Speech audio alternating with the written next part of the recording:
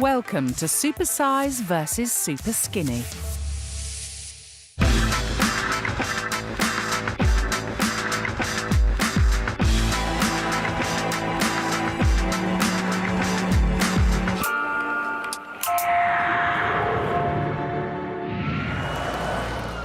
Experts calculate that by 2050, obesity and its related illnesses will cost the UK £50 billion a year. But in America, the problem's even worse and gives us a stark insight into what our future might be. Here in McAllen, Texas, America's fattest city, Dr. Christian's visiting the doctor's hospital, where they have a bariatrics department specialising in the treatment of obesity-related illnesses, including diabetes, heart failure and poor circulation. So you're a bariatric surgeon here in the hospital? Correct. Yes. Has your job got busier over the years? Yes, it has. How much so? Probably roughly doubled over the last couple of years.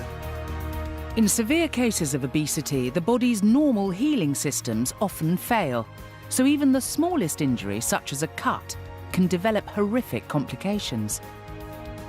Dr. Noel Oliveira is an expert in this area. Being a wound care center, we do treat non-healing wounds, not your little scrape or bump or abrasion, but wounds that have become complicated one way or another. And in this case, it was a multimicrobial infection. Multiple bacteria infected this. So this chap was obese, developed diabetes, developed circulatory problems in his leg, got an infection in an ulcer at some point, and it turned into this condition, right? Correct.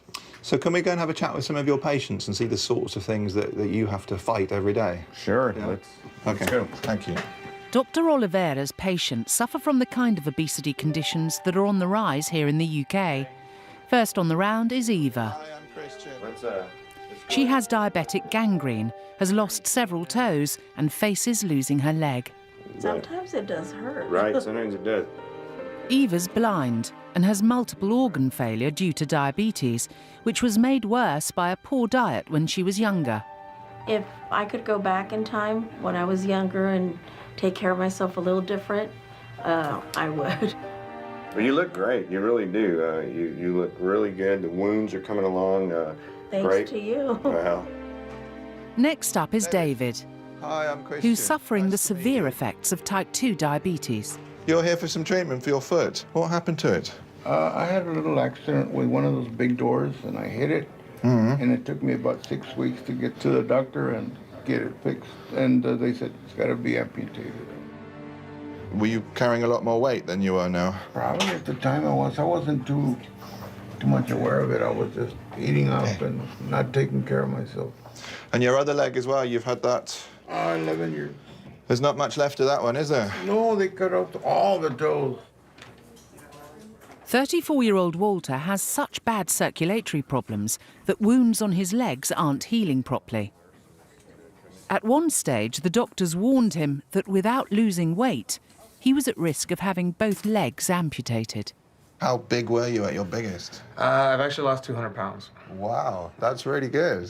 Well done. I think it was like 520, 530, something. Well, as you know, the more you can keep your good diet up, the more weight you can keep coming off, the better your symptoms will be and the less likely you will be to run into problems in the future. So I hope you keep it up, Walter. Thank you very much for letting me talk to you. All right, pleasure. Bye-bye. It's incredible to see the severity of some of the wounds they deal with here at the centre, and even more incredible when you think that so many of them are lifestyle related. Nearly all the patients here are either overweight or obese, and they all say that if they could go back and do things differently, then they would. But will this warning be enough for us back in the UK? Anxious to stop us making the same mistakes as America, Dr. Christian has gathered 8 Supersizers and 8 Superskinnies for a mass weigh-in. By putting them in pairs, he's going to force each of them to confront their dietary issues by swapping meals for 2 intense days in his feeding clinic. Right, Joe, come on out. So, Joe, for your diet swap, I'm going to pair you with Ross. Yeah. Hi, Ross. Nice to meet you. Yeah, nice to meet you. Wow, what do you eat? Quite a lot of stuff obviously compared to you. Yeah. I feel like I could break you. Look at that, it's so skinny. Possibly. Oh my God. What do you eat? I usually eat pasta every day. Pasta every day? I like Every day. Yeah. Do you eat breakfast? That's my downfall. I don't eat any breakfast at all. We eat breakfast because I eat breakfast. Oh my God. I feel Joe isn't going to cope with my diet. The fact that I don't eat breakfast and some days I don't eat up until 4 o'clock in the afternoon, her emotions are going to be flying everywhere. God, they're really, really skinny. And I mean, when I first saw my diet swap partner, Ross, he was shivering and I thought, bless him, he needs to get some fat on. Jo loves her food and she loves her big portions, often going for seconds, whereas Ross would rather have chocolate over a meal. I'm hoping that by bringing them together, they'll work out a more healthy middle ground. 41-year-old food addict Joanne Ledley from Essex is a supersizer who's thrown the portion size rulebook out of the window. I love food. I like to see a big plate of food in front of me and I think yum yum. That makes me feel happy, it makes me feel good. And I always do big portions and I've always done big portions. Size certainly matters when it comes to dinner in the Ledley household. I make dinner maybe for 5 people and there's only 3 of us here. And what normally happens is I normally go back for seconds. And often thirds. Naughty me. But at 21 stone, Jo's main problem isn't just her main meals. I do snack a lot. My most favourite thing in the world is crisps and dip. I really like cheese. I like to eat sausage rolls, Scotch eggs. I do like burgers and I do eat sometimes and try and cover it up. Because at the end of the day, I don't want everyone to think I'm a pig. Being mum to 8-year-old Oliver, Jo's biggest fear is what lies ahead for her and her son. I'd like to sort of run around and kick a ball with him. You know, I can't do that now. I get out of breath, hot and sweaty. Come on, Mum. This is probably the last chance, really, for me to get myself sorted out. All right, sweetheart, how are you getting on with your homework? Good. Oliver is a big motivation for this because she feels that the time she's got is going to be shortened drastically if she doesn't do something. Yes, you take that. Jo's weight is already causing her problems, including osteoarthritis, asthma and high blood pressure. My doctor has told me that if I carry on the way I'm going to end up dying young, not being around for my son. Sorry. And I just need to do it for me and for him, really.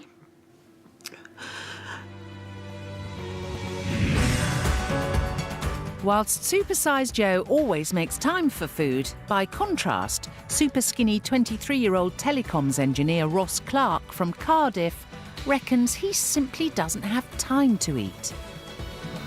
I'm incredibly busy at work during a normal day.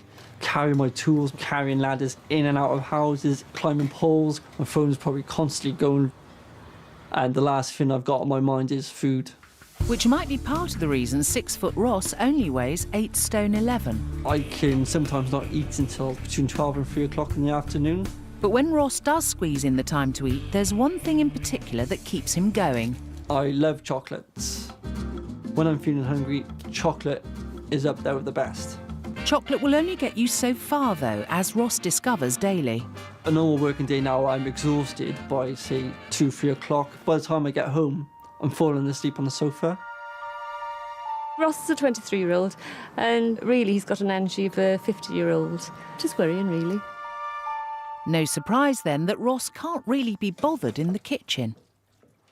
I'd usually eat pasta and pasta sauce a minimum of 4 times a week. And even when Ross takes girlfriend Olivia out for dinner, he's hardly the dream date. I'm not overly excited with going out for food, but I have to do it, don't I? Sure you don't want to try some, Ross? No. But Ross does have a reason for his lack of interest in food. I only ever eat when I'm hungry, whereas if I was to eat when I'm not feeling hungry, food makes me feel sick. In fact, if Ross had his way, he wouldn't eat at all. I would prefer to have a feeding tube if it allowed me to put on weight. With a feeding tube, there's no need for chewing and eating and all that malarkey.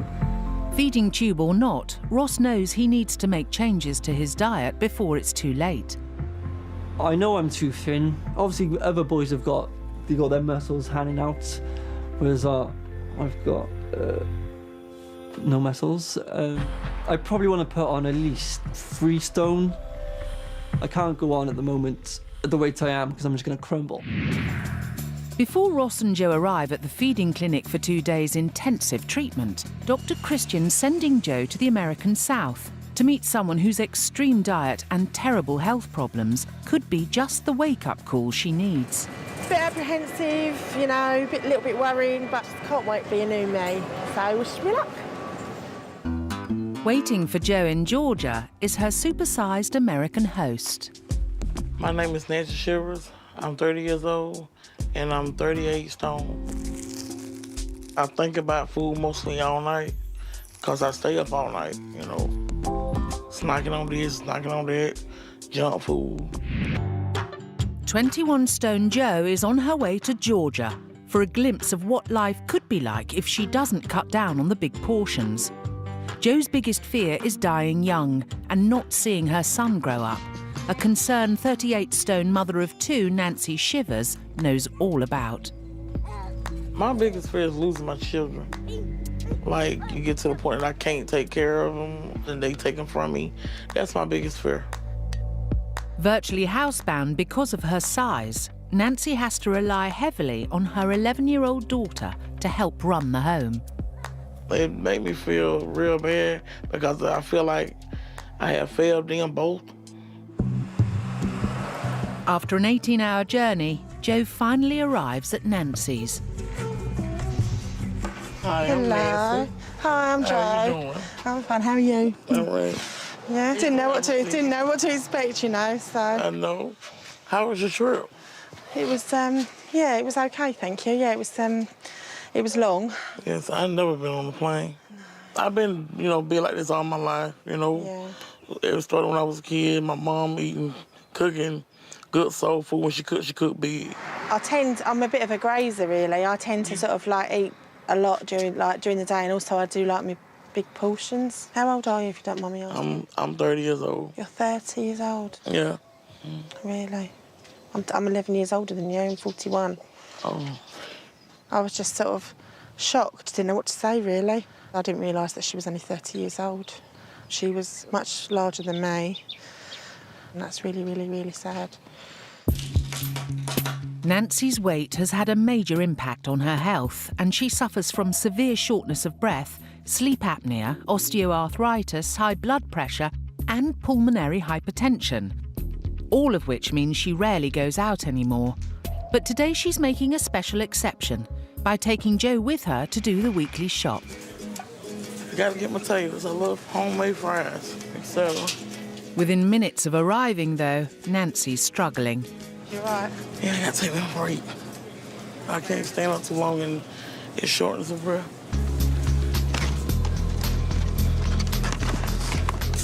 I gotta have hot dogs. Joe loves her big portions, but even she's surprised by how much Nancy's piling into her trolley. My bike is killing me. After a while, the sheer exertion of walking around the supermarket proves too much for Nancy, and she's forced to go back to the car, leaving Joe to finish off the shopping. If I was in Nancy's situation and I couldn't go out, well, what's the point of life? Having seen the damage the enormous food shops have done to her health, Joe's about to witness the emotional impact Nancy's obesity has had. My daughter's 11, my son is 3. But it hurts when I can't do for them. It hurts. With her own son Oliver Joe's biggest motivation for weight loss, Nancy's story really hits home. I need help, you know, it's bad. I made a limit right now that I need help. Sorry. It's okay. Sorry. I'm trying to do all I can to put a smile on their face, but I can't go and take them to no movies. You know? I can totally know where you're coming from. I don't want to embarrass them as much as I already is. And I feel real bad. I failed them as a mother. She finds it so hard with everything, and I can understand that. I can sort of relate to it, you know, about the family side. She can't play with her kids, and she loves her kids just like I love my son. Unbeknownst to Joe and Nancy, on the other side of town, Dr. Christian is preparing for his surprise visit. Joe and Nancy have a number of things in common. They both have young children who they're finding it increasingly difficult to play with because of their size. And they both seem to be pretty addicted to food. Snacking is a big issue for both of them. Back at Nancy's, her dad's fired up the barbecue. With their plates piled high, they tuck in, unaware that Dr. Christian's about to join them. Ooh, that fatty part. Oh, I love it, don't I? So, who forgot to invite me to the barbecue? Oh, Hey? my goodness! Oh, my goodness. And you're Nancy. You are covered in barbecue. Nice to meet you, Nancy. Oh, my goodness. Surprised? I'm so shocked, yeah. What are you tucking into there? Tucking into... Whoa, a whole load of ribs. Oh, they're absolutely wonderful. Now, something that Jo always does, because this was the way she was brought up, is she always finishes her plate. Don't you? Yeah. You don't like to see food left over. What do you think of that, Nancy? Just like I don't like wasting food. Even though I be full or whatever, I just got to finish everything. But I don't want to leave nothing on my plate. Yeah. To find out more about where Nancy's gone wrong with her diet, Dr. Christian heads indoors. I have to say, looking around this kitchen, and there's a huge... Are you stocking up because you've heard there's a war coming? No. Or a hurricane or something? I mean, there's masses and masses and masses of sausages. Do you know what's in these? Do you care? I do now. You do now. Really, really, really high in fat and salt. The problem with these sorts of processed foods is you have no control over what's in them. Dr. Christian's keen to find out if meeting Nancy has had the desired effect on Joe. So I just wanted to hear your thoughts on Nancy. I couldn't believe how big she is for being only 30, but she literally does not stop eating because she loves food. I thought I loved food. You know, I mean, I know with my situation, I don't like it the way I can't run around with Oliver, but she can't do anything. But what I want you to bear in mind now is the fact that it will only get worse if you don't make changes now. At the rate that you're eating, you will only be putting more and more weight on. Yeah, I know. Use Nancy as an example. Remember her. You know, she's sort of opened her life out to you. Yeah, definitely. So make use of it. Dr. Christian heads off, leaving Joe to say goodbye. Take care. Meeting Nancy has definitely given me a wake-up call. What's really hit home is if you carry on eating, then I could end up being that size. And she's got even more problems than what I've got, and I've got enough problems and I don't really want any more.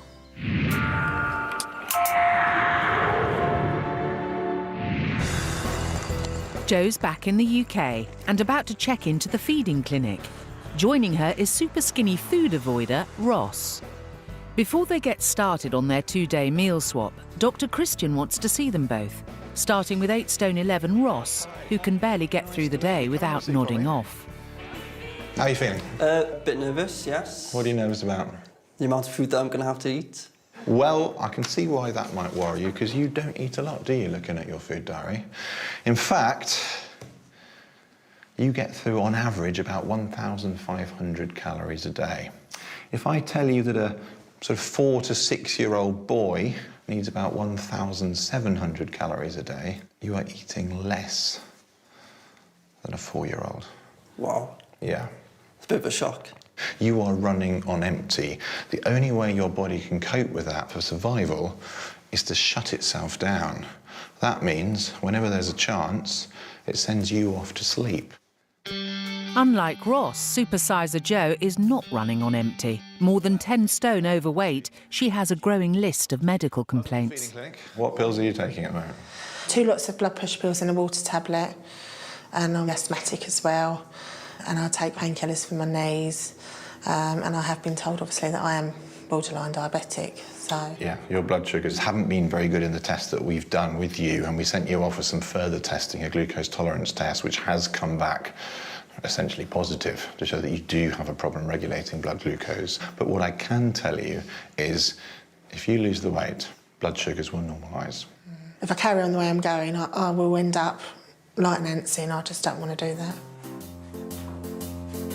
It's time for the 2-day diet swap, and for breakfast skipper Ross, it's Joe's staple morning plateful. 2 poached eggs and 3 slices of buttered toast. For calorie-guzzling Joe, who lives in perpetual fear of a rumbling tummy, nothing. Not even a cuppa. No breakfast at all? Nothing at all. Can't believe I've got nothing. Gonna be starving. Yeah, I never have anything like this for breakfast. Do you not? Never? Never. Never. Do you not have any sauce with this? No. No? Whilst Joe makes do with a hearty glass of water, Ross is already struggling. Nice? Not really. No. It actually makes me feel physically sick. Does it? Oh, God. Bless you. You really are struggling, aren't you? But Ross is determined to get through and in the end does surprisingly well with Joe's breakfast by wolfing down 2 pieces of toast and 1.5 eggs. You're going to be stuffed today and I'm going to be starving. No. It was the texture and the feel of food while it was in my mouth. It was a bit of a challenge. It did make me feel a bit sick. I did heave once or twice. Bit concerned and daunted about what's going to happen for me, but do you know what? I've got to crack on. It's a challenge for me, and I've really got to do this. As a constant grazer, Jo snacks throughout the day, and it's not long till she serves up a mid-morning treat for Ross. 3 breakfast bars, a packet of crisps and a nice cup of tea. But luckily for Jo, she's got something too. It's Ross's first food of the day. Chocolate. Nice. Wouldn't have this for my first meal, though. No. It's nice, that. Enjoy while it lasts. For Ross, his morning snack often takes the place of breakfast and lunch, but for Jo, it's just a daily treat. I'm having my morning snack because I feel that I'm hungry, but I'm probably not really hungry, and it's just there. It's just there, and it's food, and you think, oh, fancy something. Maybe it's a little bit of what you fancy. One thing Ross always fancies is his beloved chocolate, something Dr. Christian wants to have a word about. Ross, come on over here and have a look at a plate of something that I think you'll recognise quite well.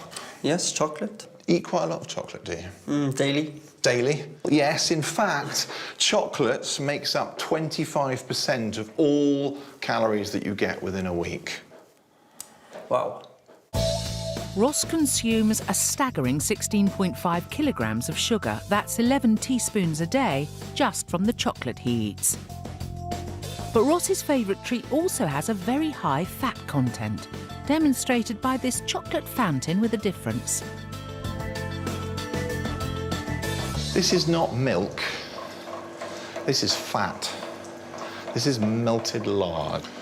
And this represents the total amount of fat that you're getting in your diet just from the chocolate that you eat. This is 31 blocks of lard.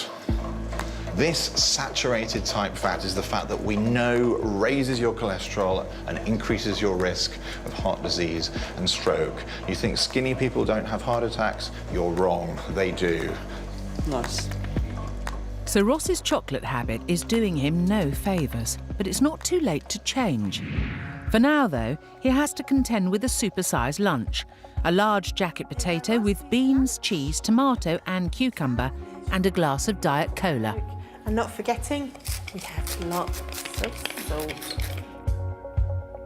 And Ross serves up nothing for the second time today.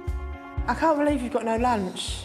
I just don't know how you can live like that. Despite having felt sick at breakfast, Ross rises to the lunchtime challenge. And you look like you're really enjoying that, so that makes me feel even worse. Sorry. While I was eating my lunch, I felt sorry for Jo not having anything to eat. But then again, that's what she's got to go through to understand that she eats far too much. I do actually feel quite hungry. I'm getting a bit of a headache.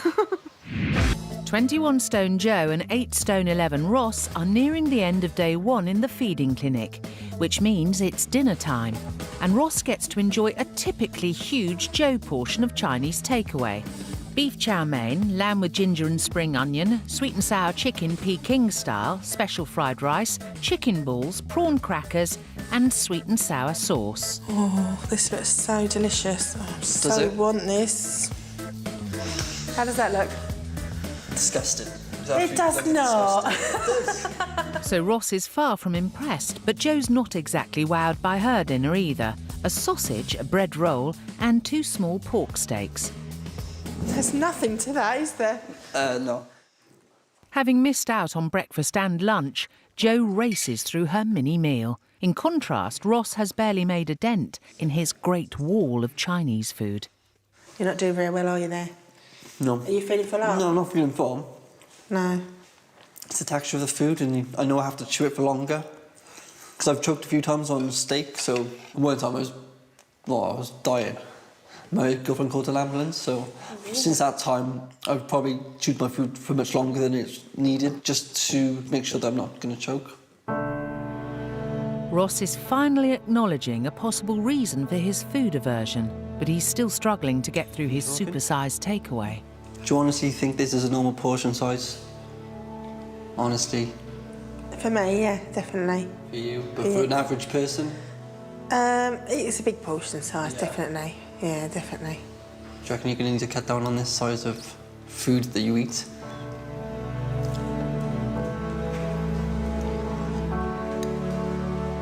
Ross's questioning is the wake-up call Jo needs. So hard.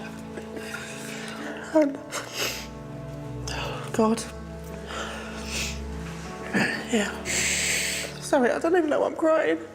I think it's just a bit of everything. I suppose not having any food and watching you eat all that and you struggling. It's all right. It's not your fault. You'll be fine. Give you a hug. Doing very well. It's been a really emotional day. It's been hard. I'm gonna do this. Realising obviously that I do eat too much and I do need to change to sort myself out. So after just one day in the feeding clinic, both Ross and Jo have started to confront their issues with food. It's day 2 in the clinic and breakfast is served. For Ross, it's 2 poached eggs on 2 slices of toast, with 3 slices of cheese on the side and a mug of tea with 3 sweeteners, whilst for Jo, it's a very welcome BLT sandwich and a bar of chocolate with a glass of fruit juice. I can't believe you eat this for breakfast. Compared to yesterday, it was lovely. But I did think, you know, odd breakfast to have a sandwich. Sort of like, you know, odd. As for Ross, yesterday he managed 2/3 of his breakfast. Today, he's cleared his plate. You've done really well. Can't believe you finished it. Better than yesterday? Definitely. I surprised myself. So I kind of come to realise that maybe I can eat. I know I can eat, but maybe I come to realise that I haven't been eating enough lately. It's a breakthrough moment for Ross, but learning the importance of eating properly is not always straightforward.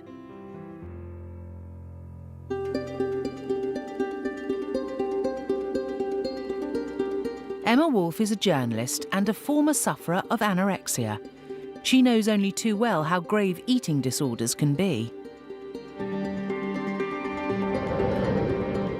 Across this series, Emma is investigating the very latest on eating disorders, meeting sufferers and experts on a wide range of conditions.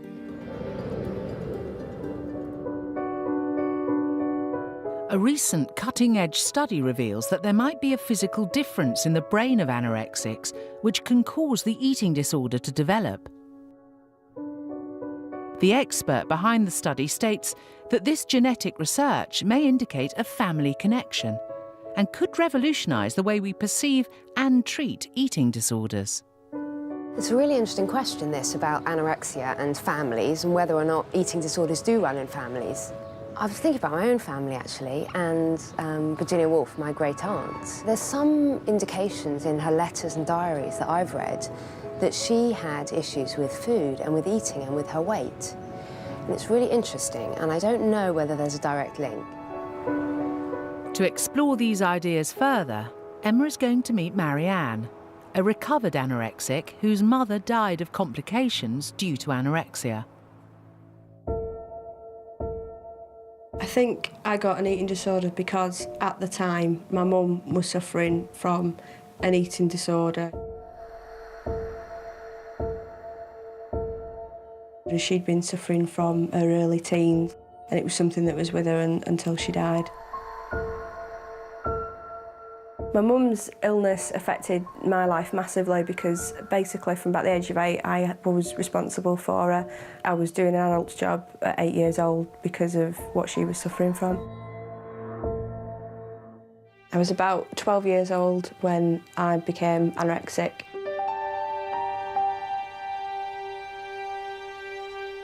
My lowest weight was between 5 and 6 stone. In regards to my eating disorder, I think it was influenced by the environment I grew up in because of my mum's own suffering.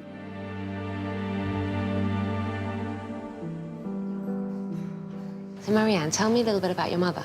She was a functioning anorexic for all her life. Watching somebody systematically abuse themselves for years on end is really distressing. Marianne believes that she picked up many of her bad habits from her mother. I think you can learn traits of behaviour.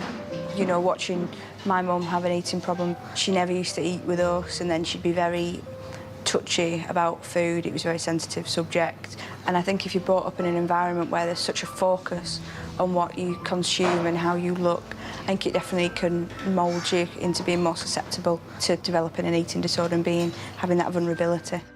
In 2009, Marianne's mum died of septicemia. Her emaciated body was too weak to fight an infection. She was 4 stone. I've been solidly recovered for the majority of 10 years. I had a psychologist and a psychiatrist at the time and my GP. Got a good support system. I've got a fantastic husband, my in-laws are brilliant, and I've got really good friends, and they kind of keep me on the straight and narrow.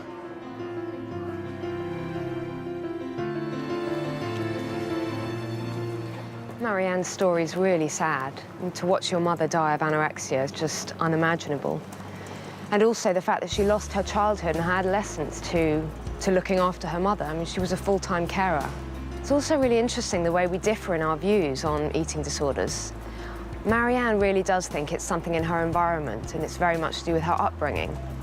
I think it's something neurological, that there is something going on in the brain. Emma's going to meet Professor Brian Lask, who believes he's discovered a change in the brain of anorexics. It appears that there is an abnormality in the brain that makes people vulnerable to the development of anorexia. It doesn't necessarily create it, but it makes them vulnerable. In essence, there's a structure deep in the brain which acts like the central station of a railway network, so that all the important routes go through it. If you have anorexia nervosa, this particular structure appears not to be working properly. You look in the mirror and you see a fat person staring back at you. You're not fat, you're actually very skinny. And that's to do with the misperceptions which arise as a result of this abnormality. In well over 80% of our patients, we find this abnormality. So what are the implications of your findings? What we're looking at is how do we treat that abnormality? We need to know exactly what's gone wrong in the insula, what's going wrong with the chemical messengers there. So we're looking into that and we're developing treatments for that now. Meeting Professor Lask reinforces my own belief that there was actually something different going on in my brain when my anorexia was at its worst. What's clear is there's no one single reason for an eating disorder. The nature versus nurture debate will rumble on. The positive thing, though, is that we are moving in the right direction. The more research that's done in this field, the better and faster we can get treatment to those who need it. If you think you or someone you know has an eating disorder, contact your GP or go to channel4.com/supersize.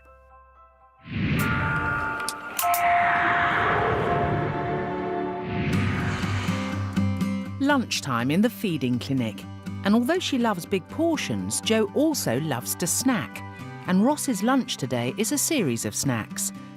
Toast, tea, crisps, a chocolate biscuit, cheesecake and some squash. I won't enjoy this. No? I won't be enjoying this. He soon gets his own back, though, by serving up another portion of nothing. You can't be hungry now, can you? Honestly. I can't sit and watch you eat all that and not be hungry. It's my favourite. Perturbed by the menu, Ross starts to question Joe's eating habits again. Sometimes. Do you regret eating while you've eaten? Do I regret Yes. eating? Sometimes. Yeah, definitely. Like, for instance, I like the feeling of feeling full, and feeling full makes me feel happy, I suppose. But really, deep down, it's not really making me feel happy because obviously it's making me put weight on, so Yeah. I need It's a to... cycle. You need a break. Yeah.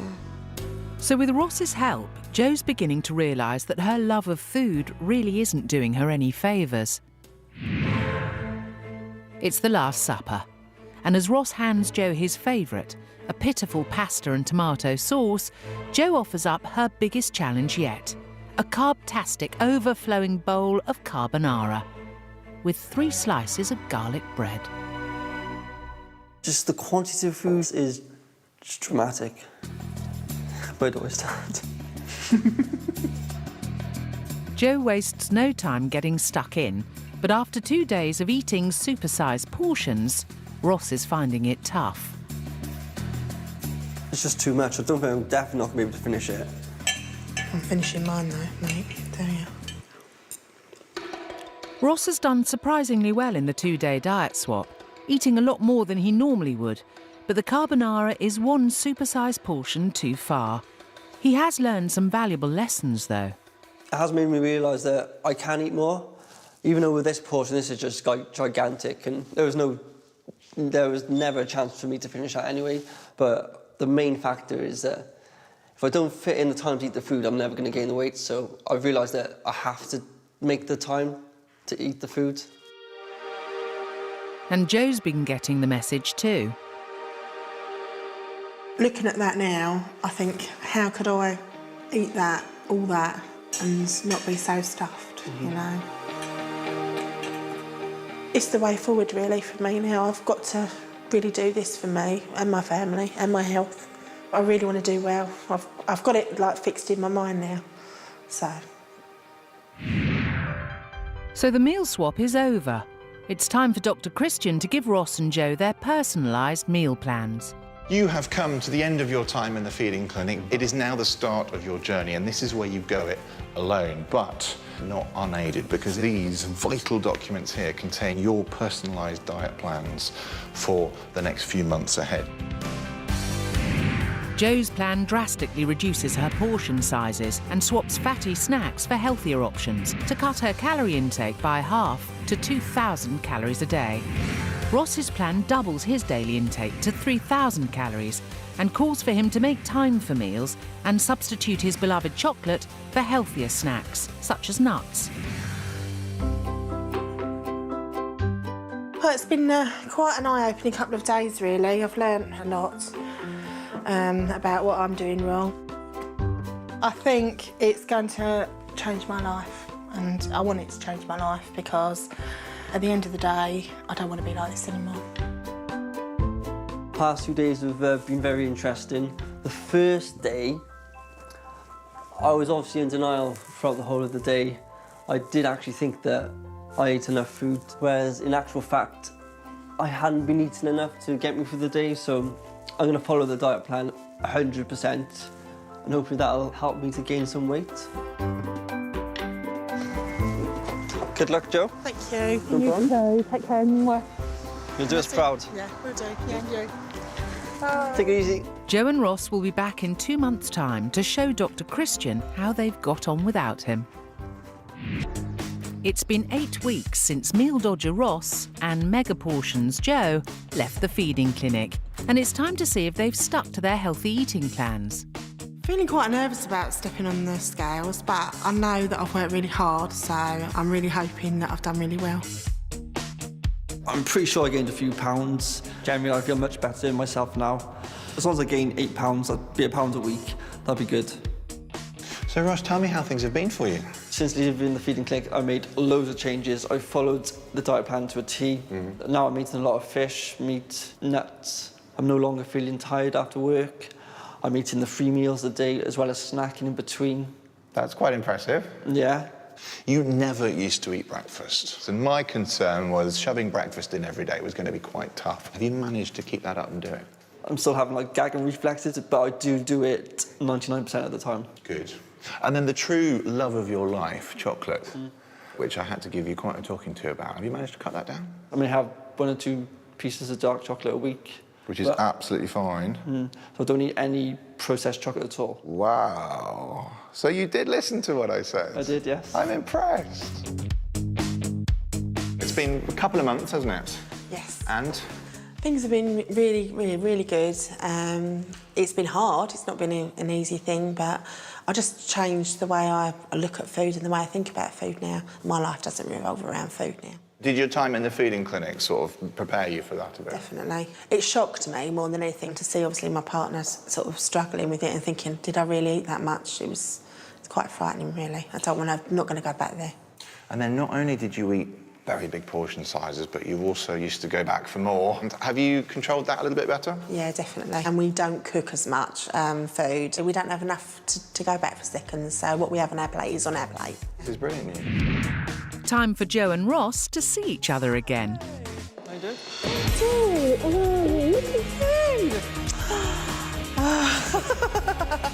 You're looking very well too. Do you think so? Yeah. I've tried really hard. Your legs, your stomach, looking awesome. It's been great, but I just can't believe it. You know, you look so different. You can see fat in your face and in your arms, and look at him. Brilliant, absolutely. All right, put him down. He looks brilliant, doesn't he? He does, he looks really good. And Ross, I'm going to start with you. What did you want to gain? In the dream world that you live in, what did you want to gain? I wanted to gain at least 8 pounds, but ultimately I'd like to have gained a stone, but I don't think I've got that far. 8 pounds is quite a lot in 2 months, isn't it? Yeah, it is. To be fair. And you haven't gained 8 pounds. Oh. You've gained more than a stone. Oh, God. Wow. You've gained 1 stone, 1 pound. Oh, very good. You. Which is kind of amazing, I have to say. Yeah, I can't believe it. I'm really pleased. I smashed my target. I'm pretty shocked, yeah. I know eating breakfast is a chore, all right? But it's working wonders for you. And Joe, what about you then, eh? I don't know.